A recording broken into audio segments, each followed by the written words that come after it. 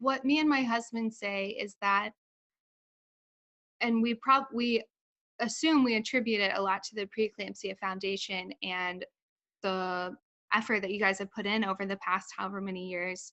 But the system worked for us, getting me there and not letting me die. Um, Personally, I had great care, and my, I mean, the word preeclampsia and its symptoms made it onto my pregnancy email. An article about preeclampsia made it into the Reader's Digest, and my friend told me about it, like friends are supposed to do. And then she told me to call the doctor, like friends are supposed to do.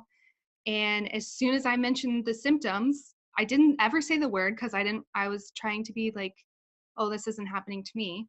So I just told the nurse my symptoms. She immediately told me to come in. They did exactly what they were supposed to. They checked the blood pressure twice. It was over a certain amount. They sent me to the hospital. They knew it like right away. They knew what was wrong.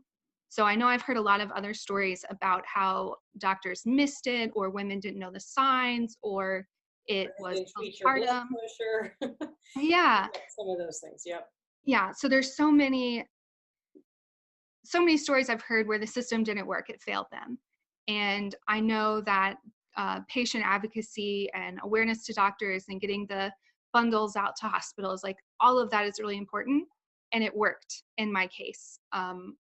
I'm shocked because we live in rural Southwest Virginia.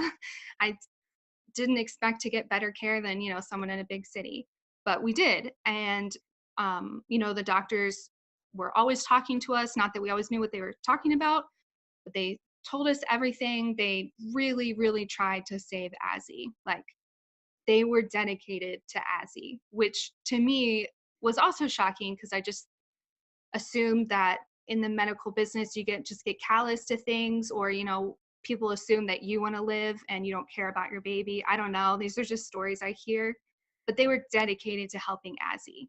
So all of those things I think worked like they should, but there was still nothing they could do for Azzy. Right. And that's why I'm dedicated to research, and the ride is for research, because there's nothing they could do to help me, besides blood pressure medication, and then it stopped working. Yep. So they couldn't give him any nutrients because, I couldn't give him any nutrients, and that's, the main thing. He was growth restricted because he just wasn't getting that from me, but they couldn't give him anything, and they couldn't keep him in there. They still couldn't do anything even though they knew what was wrong. What does a bicycle ride do for anything? But it gets it publicity, which I don't want to be seen everywhere, but I want other moms not to lose their babies, more than anything else. It's been the worst thing ever. So doing something weird like biking across the country and having an empty baby seat, it just gets people's attention, and I want to get their attention so they know the signs of preeclampsia, to know themselves, to tell their friends, and for doctors to know the signs. And then I also want people to donate once they know what we're talking about, and that it saves moms and babies. I think the thing that's going to keep me on the bike is Azzy's, thinking about Azzy every day and knowing that we're doing this for him. And if he was here, we'd be doing it with him. And we want any other parents that want to bike across the country with their kids to be able to do that and not have to bike with an empty seat.